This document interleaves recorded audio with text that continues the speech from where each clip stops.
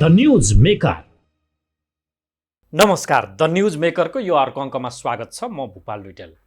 राष्ट्रपति उपराष्ट्रपति निर्वाचन कहिले भन्ने विषय विवादित बनाउन थालिएको छ।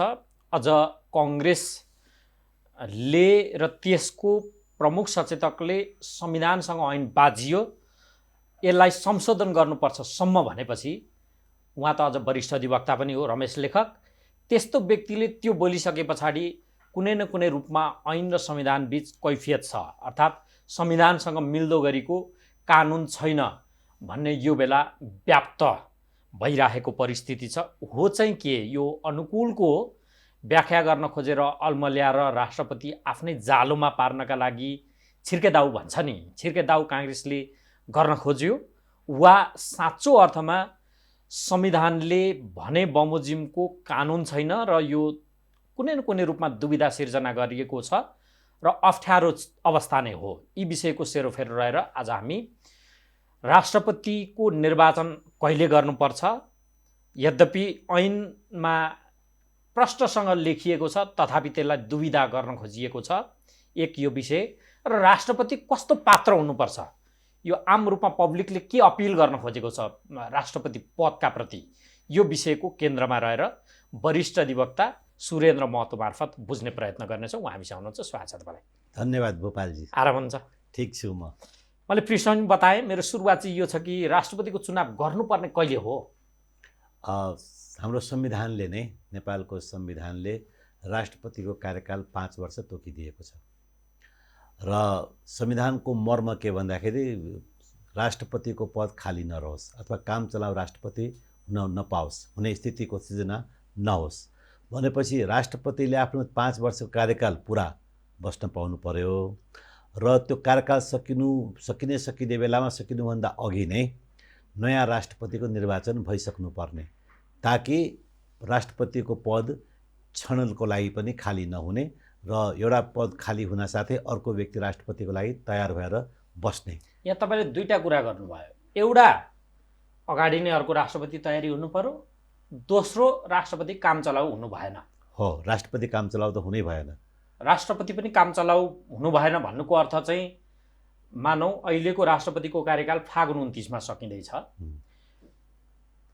चैत 1 मा पनि उहाँ नै रहने परिस्थिति भयो भने उहाँ काम चलाउ हो? सो त काम चलाउ भन्दा पनि काम चलाउ त काम चलाउ नै हो, तर अर्को राष्ट्रपति नआएसम्म, अर्को राष्ट्रपति निर्वाचन भएर पदभार ग्रहण गरेका छैन भने त पुरानै राष्ट्रपतिले निरन्तरता दिनेसम्म पनि ऐन संविधानमा रहछ। संविधानमा छ त्यो कुरो। यदि अर्को नयाँ राष्ट्रपति आइसकेको छैन भने बहालवाला राष्ट्रपति कार्यकाल समाप्त भइसके पछाडि पनि अर्को व्यक्ति नआएसम्म उहाँ राष्ट्रपतिको अफिसमा राष्ट्रपतिको हैसियतले नै सम्हाल्नुहुन्छ, कामकाज गर्न पाउनुहुन्छ उहाँले। अब यो सामान्य मान्छेले नबुझेको सम्म भएको भए त एउटा विषय हुन्थ्यो।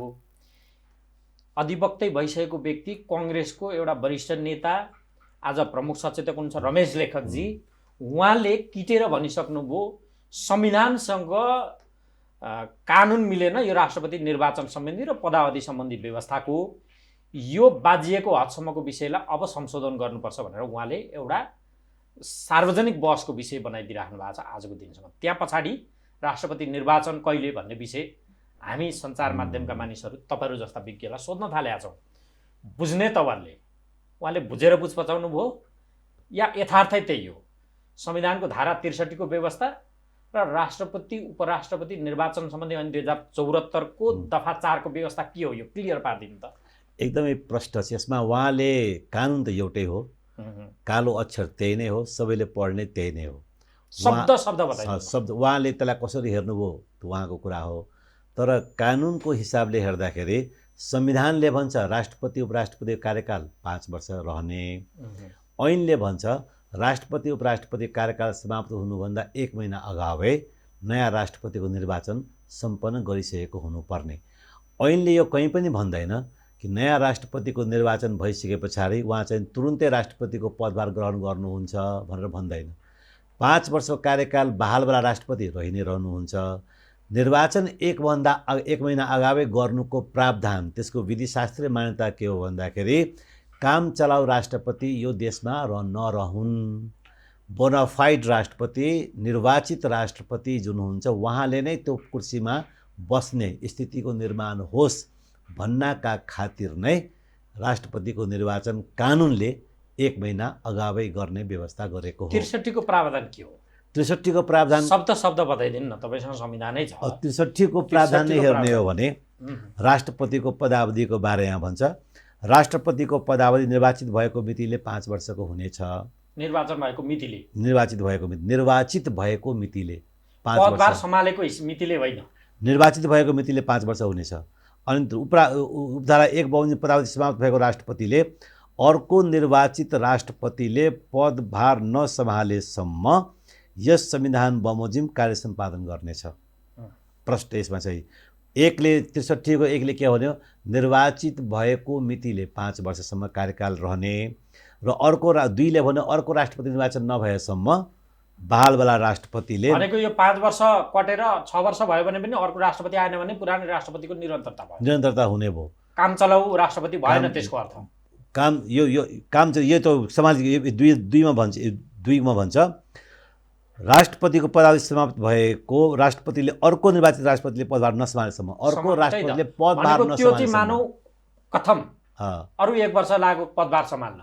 अहिले पुरानै राष्ट्रपतिले काम चलाउ हैसियतमै काम गर्नुहुन्छ, उहाँले कुनै काम गर्न पाउनुहुन्छ कि हुन्न? यो लाछाप सबै काम गर्न पाउनुहुन्छ। उहाँ काम चलाउ केयर टेकरको रूपमा होइन कि उहाँ चाहिँ नै फुल फ्लेज राष्ट्रपतिको जुन भूमिका हुन्छ त्यो सम्पूर्ण भूमिका निर्वाह गर्नुहुन्छ अर्को राष्ट्रपति नआएसम्म।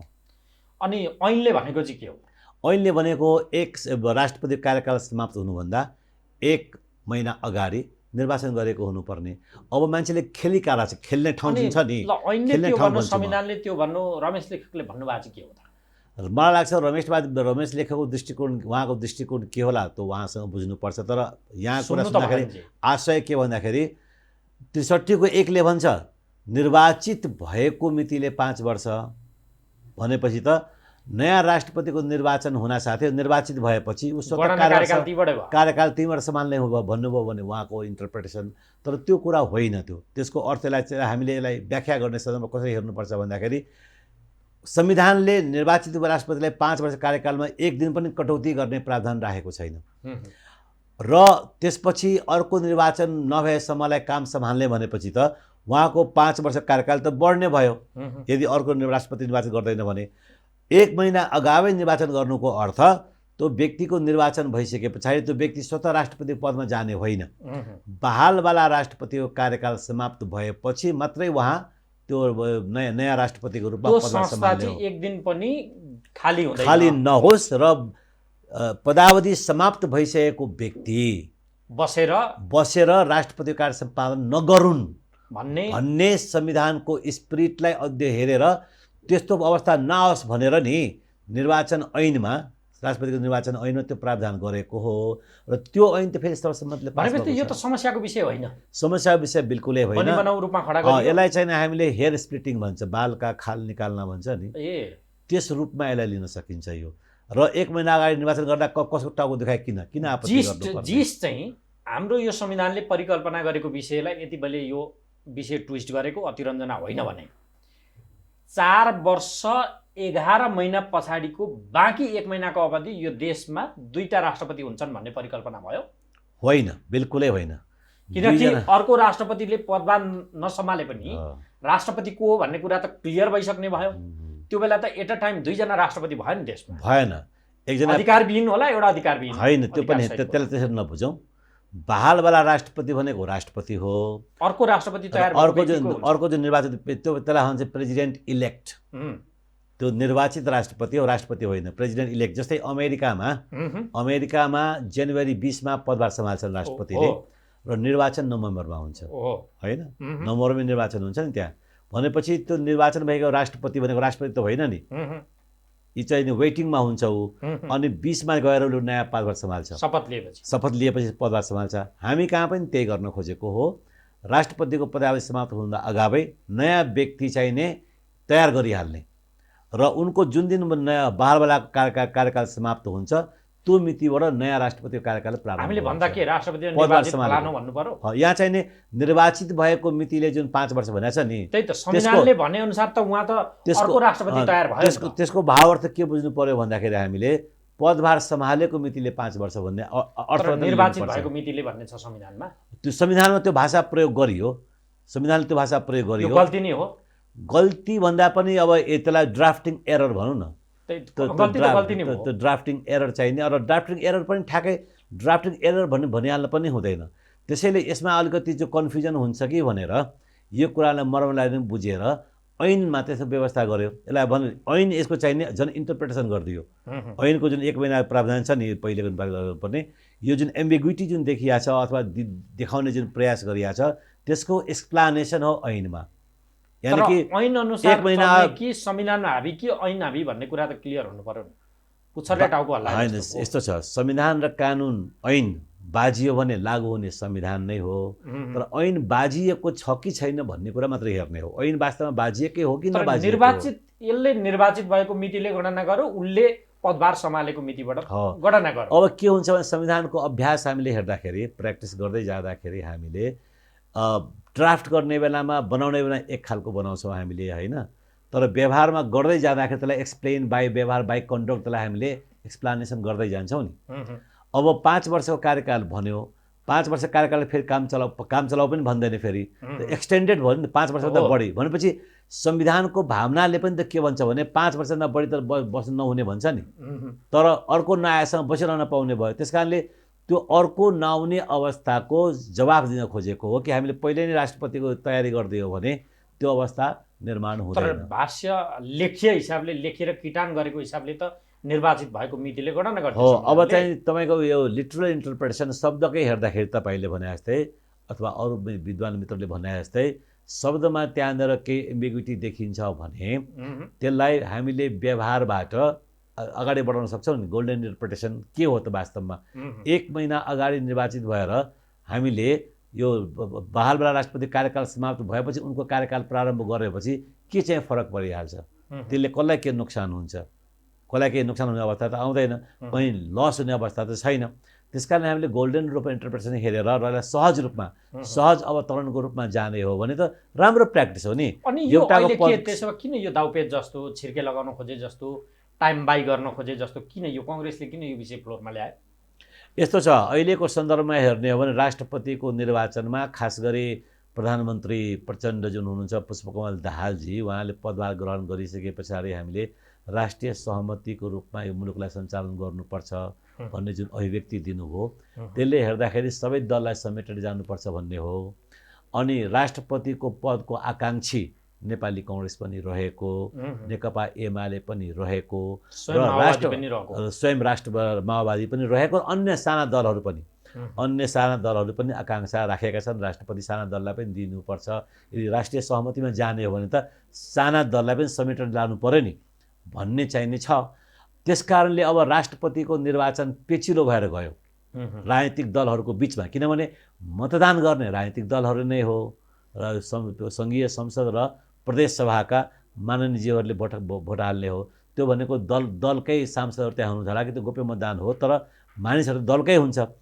अब दलगत रूपमा गएपछि कुन दलको पक्षमा सिचुएसन जेनेरेट गर्ने, अहिले त्यो समय धेरै कम भयो भने त्यो व्यवस्थापन गर्न अप्ठ्यारो हुन्छ कि भन्ने हो।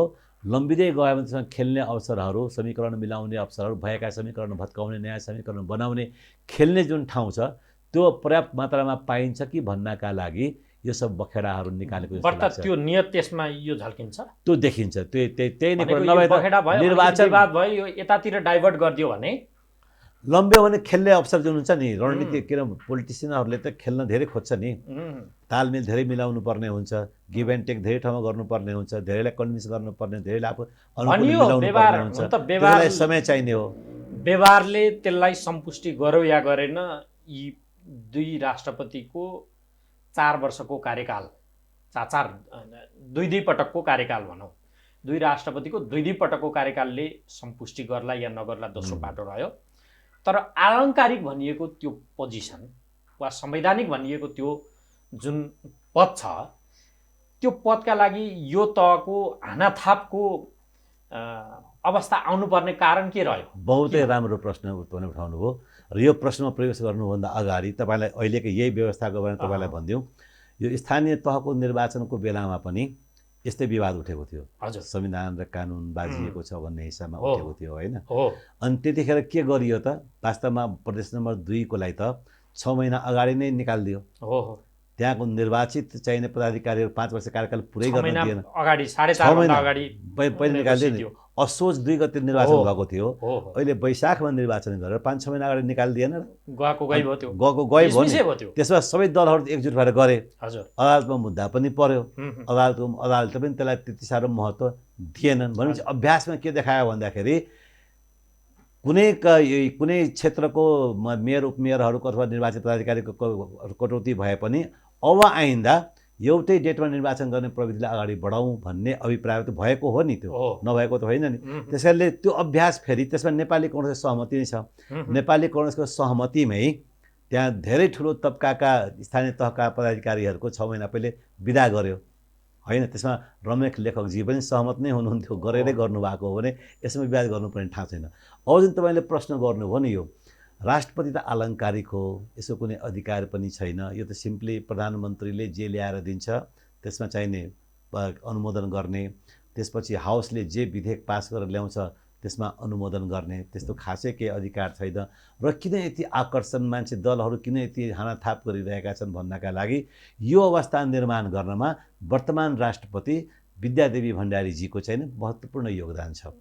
विद्यादेवी भण्डारीजीले यो हेर्दाखेरि अलङ्कार जस्तै भनौँ न, यो विगतमा पनि राज संस्था त अलङ्कारिक, संवैधानिक राजतन्त्र त अलङ्कारिक नै थियो नि।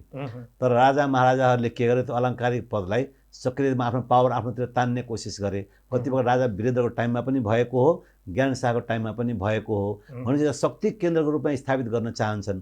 अहिले विद्या भण्डारीजीले त्यही गर्नुभयो, राष्ट्रपति र शक्ति केन्द्र बनाउनु भयो।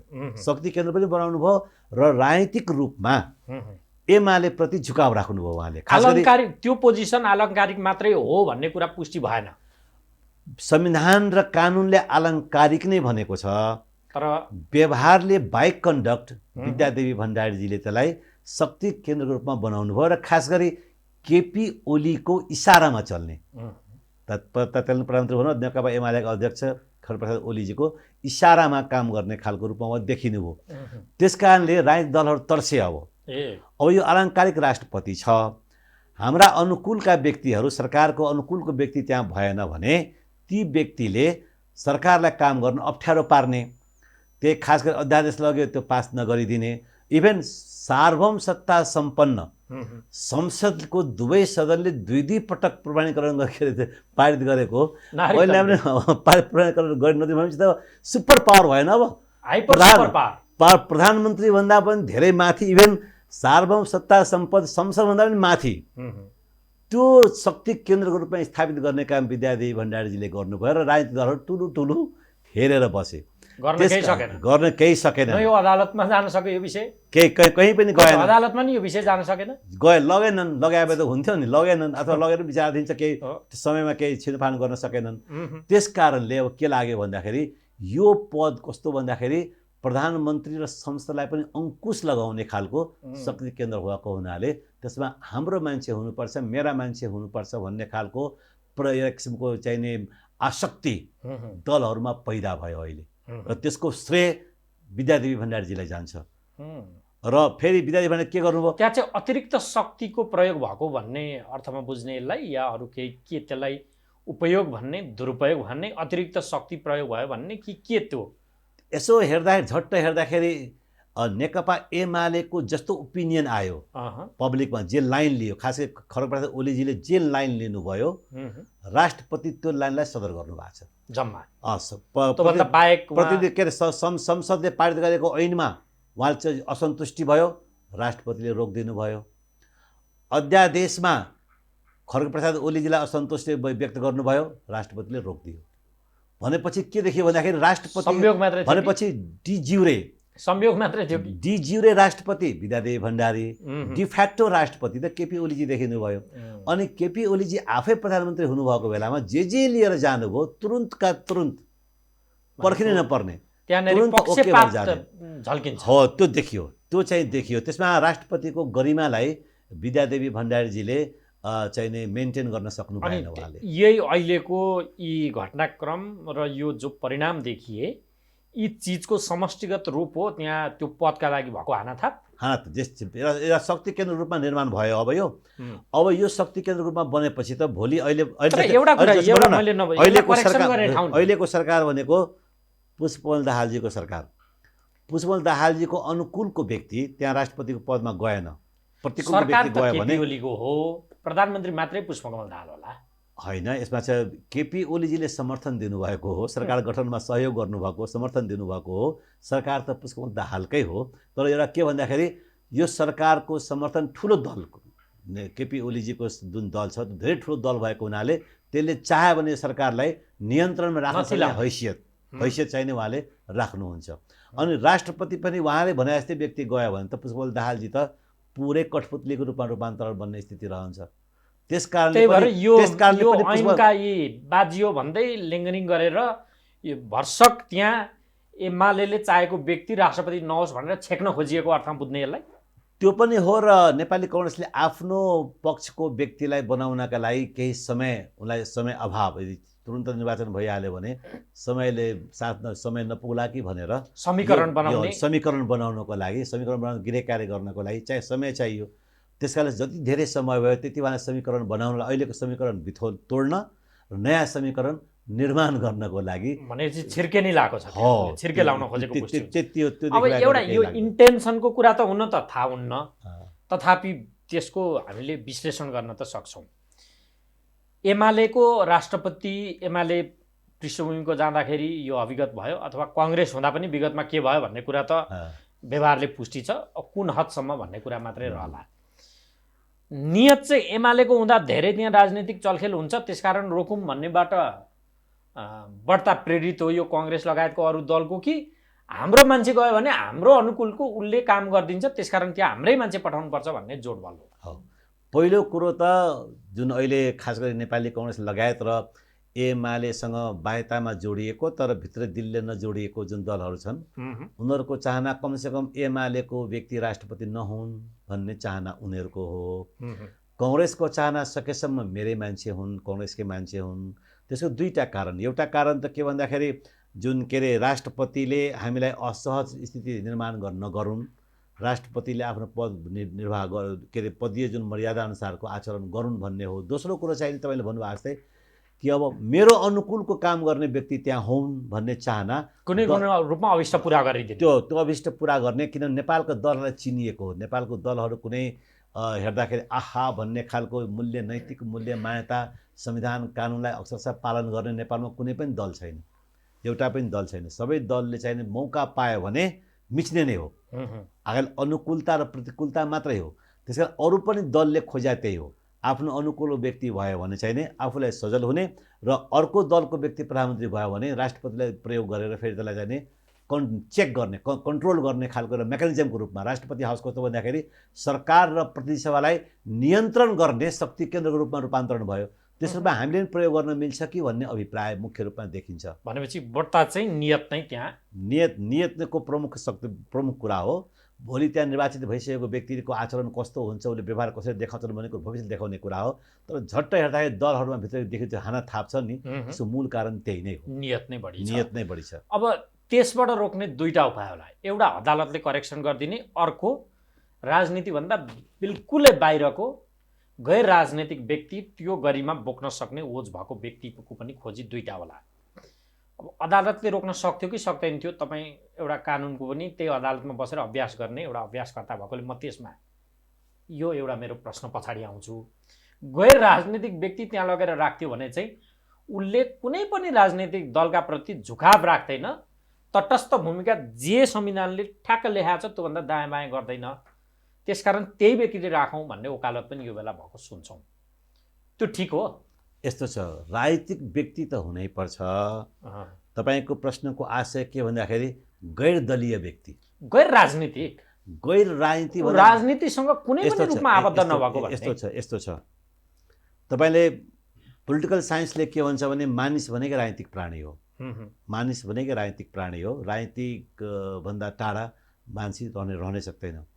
राजनीतिक व्यक्ति त्यो व्यक्तिलाई हामी भन्न सक्छौँ जसले देशको शासन व्यवस्था र जुन कसरी अगाडि बढिरहेको छ, फङ्सनिङ कसरी भइरहेको छ त्यसप्रति चासो राख्ने जुन व्यक्ति हुन्छ त्यो राजनीतिक व्यक्ति हुन्छ।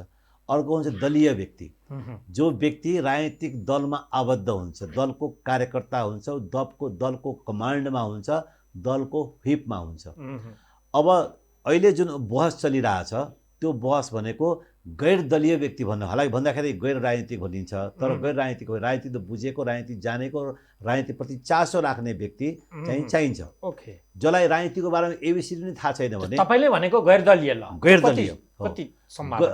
दलीय व्यक्तिको सम्भावना व्यवहारिक रूपमा धेरै कम छ। किन यस कारणले कम छ कि यो उम्मेदवारमा मतदान गर्ने एक त प्रस्तावक र समर्थक, कुनै गैर दलीय व्यक्ति त्यहाँनिर जस्तै तपाईँ हामी नै उम्मेदवार बन्न चाह्यौँ भने हाम्रो प्रस्तावक समर्थक चाहिने राजनीतिक दलवाला जो प्रतिसभा प्रदेशसभाका सांसदहरू नै चाहिन्छ, सांसद प्रस्तावक समर्थक चाहियो।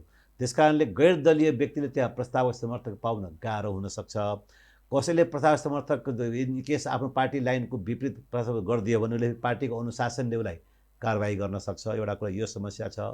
दोस्रो समस्या भोट हाल्ने त्यही राजनीतिक दलकै माननीय सांसदहरू, चाहे प्रदेशसभा हो चाहे सङ्घीय संसद हो, भोट हाल्ने उहाँहरू नै हो र उहाँहरू राजनीतिक दलको आफ्नो कमान्ड, चेन अफ कमान्डको जुन निर्देशन हुन्छ त्योभन्दा बाहिर जाने दुर्लभ घटना अपवादमा मात्रै हुन्छ र उनीहरूले त्यो कुरा पालन गर्छन्। तर चर्चामा आएका व्यक्ति नि सन्दुक रोहितदेखि अब पूर्व प्रधान न्यायाधीश त संविधानले रोक्दो रहेछ, राष्ट्रिय मानव अधिकार आयोग बाहेकको अरू पदमा उहाँहरूले खानै मिल्दो रहेछ, संविधानले रोकेको हदमा अब संशोधन गरेर ल्याइयो भने अर्को पाटो रहला। नत्र यी पात्र जो एउटा मानक बन्न सक्छन् त्यस्ता पात्रलाई अघि सार्दा के हुन्छ भन्ने पनि चर्चा छ। धेरै राम्रो चर्चा। यो के भन्दाखेरि राष्ट्रिय एकताको प्रतीक हो राष्ट्रपति। हामीले जब गणतन्त्रमा आइसके पछाडि राष्ट्रपतिको पदमा यस्तो व्यक्तिलाई लाने जो राष्ट्रिय एकतालाई प्रवर्धन गर्न सकोस्, सबैले आफ्नो अनुहार, आफ्नो भावना त्यसमा प्रतिबिम्ब भएको देखोस् र उसले राष्ट्रपतिले अपवाददेखि बाहेक विवेक प्रयोग नगरून्। प्रधानमन्त्रीले जे लिएर आउँछन् यदि संविधानसँग प्रष्ट भन्छ नि record of the face of the record वे, संविधानसँग बाजिएको छैन भने त्यसलाई पास गरिदिनु। त्योभित्र विवेक प्रयोग गरेर यो ठिक उचित अनुचित हेर्ने होइन।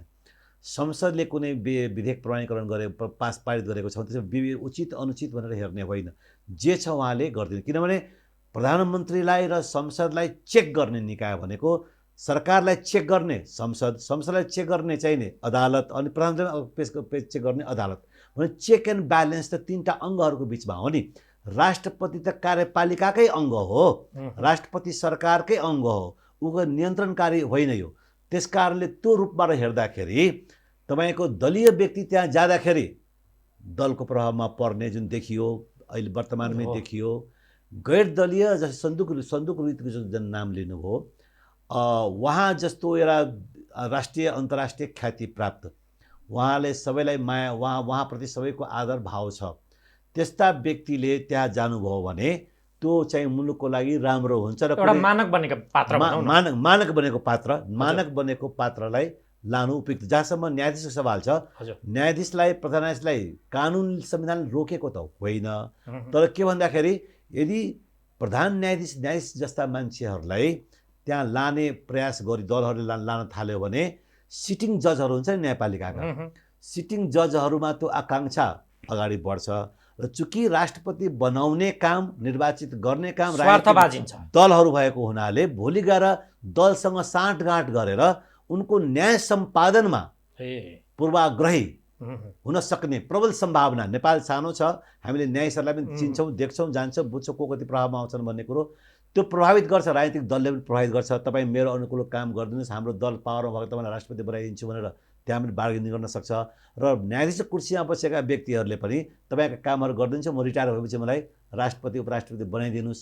त्यसले गर्दाखेरि तपाईँको न्यायपालिकाको मर्यादामा आघात पुग्ने र स्वतन्त्र न्यायपालिकाको जुन अवधारणा छ त्यसमा कुठाराघात हुने भएको हुनाले न्यायाधीश, प्रधान न्यायाधीश जस्तो व्यक्तिले त्यहाँ लानु हुँदैन भन्ने मान्यता गैर दलीय व्यक्ति पाएको खण्डमा र मानक छ भने त्यस्तो राख्दा उपयुक्त, त्यस्तो व्यक्ति उपयुक्त हो। त्यसमा सबै दलहरू त समर्थन गर्नुपर्छ, त्यस्ता व्यक्ति लगेको राम्रो हुन्छ। अब अर्को चाहिँ तपाईँले चेक एन्ड ब्यालेन्स भन्ने शब्द प्रयोग गर्नुभयो र अर्को करेक्सन गर्ने ठाउँ राष्ट्रपतिले बाटो बिराउनु भयो मानौँ, उहाँलाई सुधार्ने, उहाँको त कदम गलत थियो भनेर त्यसलाई ठिकठाक पार्ने ठाउँ त अदालत नै होला, व्याख्या गरिदिने। अदालत पनि हो र संसद पनि हो, दुवै हो। संसदले सकेन भन्ने त अदालतै होला, अदालत हो, अदालतको आदेश त मान्नै पर्यो। मान्नुपर्छ। त्यो अदालतले पनि महत्त्व दिने या नदिने वा त्यसलाई टाइम बाई गरेर राख्ने या नराख्ने भन्ने कुरा चाहिँ नेक्सेससँग जोडिन्छ यो विषय? जोडिन्छ नि। जस्तै कति यो किन, जस्तो नागरिकताको विषय अदालत त पुग्यो, तर त्यो विषय त अगाडि बढेन, प्राथमिकता नपाएको भन्ने कि अझै त नेक्सेस छ भन्ने कि? अझै त एउटा अध्यादेशमा राष्ट्र अदालतले स्टे अर्डर नै लगाइदियो नि। त्यही त भनेपछि केपी ओली सरकारले नै अध्यादेश ल्याउँदाखेरि त रोक्दैको अध्यादेश ल्याएको थियो, राष्ट्रपतिबाट प्रणय जारी भयो, अदालतले स्टे अर्डर जारी गर्यो। अहिले टाइमै पाउँदैन भनेपछि यहाँ के छ? यहाँ पनि अब त्यो उदासीनता हो, त्यो विषयलाई धेरै महत्त्व नदिएको। फेरि तपाईँ विद्यादेवी भण्डारीजीले जुन संसद दोस्रो पटक विघटन गर्नुभयो, पहिलोचोटि विघटन, त्यसको फेरि साथ तुरुन्तै हाई स्पिडमा गएर त्यसको निराकरण गरियो। अध्यादेशको विषय अथवा प्रमाणीकरणको विषयमा अदालतले विचार दिन्छ। यो अदालतको पनि नियत हुन्छ यस्तो कुरामा, हुनु सैद्धान्तिक हिसाबले त नहुनु पर्ने होला, नहुनु पर्ने हो, जतिको हिसाबमा त त्यहाँ कुनै तर हुन्छ, चलखेल हुन्छ भने सिम्पल इक्जाम्पल दिन्छु तपाईँको। यो संविधान जारी भइसके पछाडि पहिलो जुन संसद निर्वाचन भयो, त्यो निर्वाचनमा धेरै मुद्दाहरू परे। निर्वाचनमा धाँधली भयो भनेर, होइन, निर्वाचन बदर मतगणना चाहिँ बदर भनेर पुनः मतगणना अगाडि पाउँ भन्ने कुरो। आज 5 वर्षको कार्यकाल समाप्त भएर दोस्रो संसद अहिले क्रियाशील छ, त्यो मुद्दा छिनिएन, एउटा पनि छिनिएन। प्रदीप पौडेल, भगवती चौधरी त निर्वाचित भएर अर्को पटक आइसक्नु एउटा पनि छिनिएन भनेपछि कहीँ न कहीँ त्यो चाहिँ नेक्सस छैन भन्न सकिँदैन। त्यो नेक्सस छ, अदालतप्रति त अलिक उदासीन देखिन्छ। आस्थाको ठाउँ त छँदै छैन, छ डेफिनेटली छ। मुलुक सानो छ, सबै कता कता के नेक्ससहरू जोडिया हुन्छन्। फेरि अदालतका न्यायाधीशको नियुक्ति पनि त दलगत भागभण्डामै भइरहेछ। त्यसमा त्यहाँ जाने व्यक्ति नै अलिक निष्कलङ्कित हुनु पर्यो, यो गडबड गर्छ अनि सुधारिने ठाउँबाट न्याय पाइएला भन्ने आश गर्नु पनि त्यति छिटो कानुनले व्यवस्था गरिदिएको छ। दलमा आबद्ध व्यक्ति, राजनीतिक दलका सदस्यता लिएको व्यक्ति अदालतको न्यायाधीश हुन मिल्दैन, पाइँदैन, रोकेको छ, कानुनले रोकेको छ। तर हक्की त्यो कानुनको प्रावधानलाई मिचेर त्यसलाई कागज खोस्टोमा रूपान्तरण गरेर सबै दलहरूले आफ्ना दलका कार्यकर्ताहरूलाई, निर्वाचनमा सहभागी भएकाहरूलाई, सक्रिय सदस्यताहरू भएका विभागहरूमा भएका व्यक्तिहरूलाई न्यायालयमा पठाएकै छ नि, गरेकै छ नि। खुला किताब, सबैलाई थाहा छ यो कुरो। सबभन्दा राम्रो निस्वार्थ भाव भएकै व्यक्ति राष्ट्रपति हुनु पर्यो। त्यसो भए डेफिनेटली यो विषय अदालत पुग्छ अनि त्यहाँबाट सुधार दिन्छ भनेर अपेक्षा राख्यो भने त फस्न पनि सक्दैन। त्यसकारण राष्ट्रपतिले किन गल्ती, the king can do no wrong भन्छ नि, राष्ट्रपति क्यान डु नो रङ, राष्ट्रपतिबाट गल्ती हुँदैन, किनभने राष्ट्रपतिले आफ्नो विवेक नै प्रयोग गर्दैन। अनि गल्ती कसरी, जसले विवेक प्रयोग गर्छ, रबर स्टाम्प पनि अपवादमा सेरेमोनियल भन्छ नि हामी, रबर स्टाम्प भन्दाखेरि समान जुन समान सूचक भएन। तर उहाँको प्रमुख सल्लाहकार भनेको प्रधानमन्त्री हो। प्रधानमन्त्री जे लिएर जानुहुन्छ उहाँले, यदि संविधानसँग प्रत्यक्ष बाजिएको छ भने, है, संविधानसँग प्रत्यक्ष बाजिएको अवस्थामा मात्र राष्ट्रपतिले अलिकति करेक्सनको ठाउँ राख्न पाउनुहुन्छ। अन्यथा राष्ट्रपतिले विवेक प्रयोग गर्ने ठाउँ कहीँ छँदै छैन, कहीँ पनि छैन। र त्यो दलको स्वार्थमा विवेक प्रयोग गरेको, त्यस कारणले यस्तो व्यक्ति त्यहाँ जानुपर्छ जो व्यक्तिले राष्ट्रपतिलाई जुन रूपमा संविधान र कानुनले राखेको छ त्यही रूपमा बसेर उसले काम गरोस्। उसले कार्यकारी अधिकार, छाया कार्यकारी भनेको प्रधानमन्त्री पछिको छाया अधिकार हो। सम्मानको प्रोटोकलमा चाहिने सम्मानमा माथि, तर काममा चाहिने होइन। काम गर्ने, देश सञ्चालन गर्ने 3टा अङ्ग हो नि, कार्यपालिका, व्यवस्थापिका, न्यायपालिका। राष्ट्रपतिले चलाउने होइन, राष्ट्रपति कार्यपालिकाको अङ्ग हो त्यो। अन्तिम प्रश्न अब म कार्यक्रम टुङ्ग्याउँछु। चर्चा जे भइरहेको छ, अब चाहिँ गैर दलीय व्यक्ति आउला कि दलीय व्यक्ति नै पुग्नु होला त्यहाँ? मलाई हेर्दाखेरि यहाँ राजनीतिक दलहरूको जुन आचरण छ, जुन सोच छ नेपालमा, त्यो हेर्दाखेरि गैर दलीय व्यक्तिलाई ल्याउने सम्भावना धेरै कम छ। किनभने आफ्नै दलका मान्छेले खानु पुगेको छैन, लाउन पुगेको छैन, उसलाई भागभण्डा दिनु पर्यो। उसलाई ध्याउँदो छ आफ्नो कार्यकर्ता मान्छेहरूलाई। उसले त आफ्नो दल कार्य खुसी पार्नलाई नयाँ नयाँ पद क्रिएट गर्छ ताकि आफ्नो कार्यकर्तालाई भर्ती केन्द्र बनाउन पाऊँ ठाउँ ठाउँमा। जहाँ राजनीतिक दलको मान्छेलाई जान निषेध गरेको छ न्यायपालिका, त्यहाँ पनि आफ्नो दलका मान्छेहरू त्यहाँ पठाउने काम गरिरहेका छन् सस्तो खपत मात्रै छ भनेपछि यो सामान्य चर्चाको विषय मात्रै हो। यसको हुने सम्भावना धेरै कम देखिन्छ। तर एउटा अवस्था, कुनै गैर दलीय व्यक्तिले आवश्यक सङ्ख्याको प्रस्तावक र समर्थक पाउनुभयो र उहाँ उम्मेदवारी दिनुभयो र ती दलमा जुन माननीय सांसद जुन हुनुहुन्छ प्रदेशसभा र सङ्घीय संसदको, उहाँहरूमा ब्रह्मले विवेक प्रयोग गरेर होइन हाम्रा दलहरूले पनि अति गर्न थाले, अब बरु गैर दलीय व्यक्तिलाई निर्वाचित गर्नुपर्छ भनेर त्यो चाहिने दिव्य ज्योति प्रज्वलित भयो भने चाहिने बेग्लै कुरा हो। होइन भने त्यसको सम्भावना धेरै कम छ, न्यून छ। अर्को चाहिने राजनीतिक दलहरूले आफैले भइगयो अब हाम्रो दलका मान्छेहरू लागेर आज एउटा दल बगेर उसले अर्को हुन्छ, यो दलको खेल हुन्छ। यो दलको खेलमा लाग्नुभन्दा पनि राष्ट्रपति पदलाई हामी मर्यादित बनाऊँ र अब गैर दलीय व्यक्ति राष्ट्रिय एकताको प्रवर्धन गर्न सक्ने राष्ट्रिय ख्याति प्राप्त व्यक्तिलाई त्यहाँ लगाउँ भनेर दलहरूकै नेतृत्वमा एक किसिमको ज्योति ज्ञान ज्योति चक्षुमा आयो भने उहाँहरूले गैर दलीय व्यक्ति लान सक्नुहुन्छ। अन्यथा नेपालको परिस्थितिमा हेर्दाखेरि गैर दलीय व्यक्ति बन्ने र बनाउने सम्भावना धेरै कम छ, न्यून छ। यो एउटा चर्चाको बहसको लागि मात्रै हो। हस्, यो महत्त्वपूर्ण समय संवादका लागि धन्यवाद। धन्यवाद भूपालजी, यहाँले मौका दिनुभएको। हामीसँग हुनुहुन्थ्यो वरिष्ठ अधिवक्ता सुरेन्द्र महतो। उहाँसँग हामीले राष्ट्रपति निर्वाचन कहिले, राष्ट्रपति अब कस्तो हो, यी विषयको सेरोफेरोमा रहेर संवाद गऱ्यौँ। अर्को अङ्कमा फेरि तपाईँ हाम्रो भेट हुने नै छ। हामीलाई आजलाई बिदा दिनुहोस्। नमस्ते। The news maker